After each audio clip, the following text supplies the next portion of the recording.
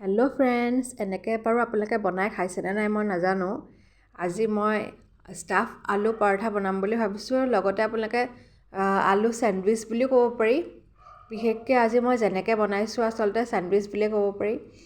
আৰু ফুল ৰেচিপিটো আপোনালোকৰতো ইউটিউব চেনেলত মই ইতিমধ্যে আপলোড কৰিলোঁৱেই, আপোনালোকে চাব পাৰিব। শ্বৰ্টছতো আপোনালোকৰ কাৰণে মই দি দিছোঁ যাতে আপোনালোকৰো সুবিধা হয়।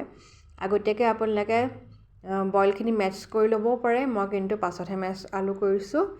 একদম চিম্পল মছলাজ দিছোঁ, আপোনালোকে অলপ স্পাইচি মছলাজো ইউজ কৰিব পাৰে ইয়াত আপোনালোকৰ মতে। ডো বনাওঁতে মই কষ্টুৰি মেথি আৰু বিশেষকৈ কালজিৰা দি দিছিলোঁ। আপোনালোকে চিম্পলকৈও এনেকৈ ৰুটি বেলি ল'ব পাৰে। এতিয়া মই আলুখিনিও দি দিছোঁ। চেণ্ডউইচ বুলি এইটো কাৰণেই কৈছোঁ কাৰণ এখন ৰুটি বেলাৰ পাছত আকৌ এখন ৰুটি এনেকৈ মই দি দিছোঁ, সেইকাৰণে আচলতে চেণ্ডউইচ বুলি কৈছোঁ। এনেই মই আলু পৰঠা সাধাৰণতে আমি ডোৰ ভিতৰত আচলতে ষ্টাফিংখিনি সোমাই বেলি দিওঁ, হয় নহয় বাৰু।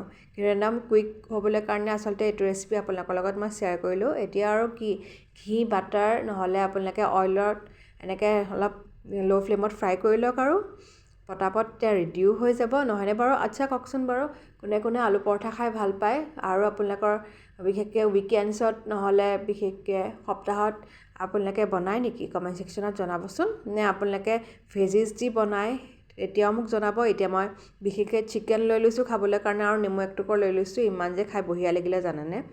আপোনালোকেও এনেকৈ ট্ৰাই কৰি চাবচোন, খাই বিৰাটেই ভাল পাব।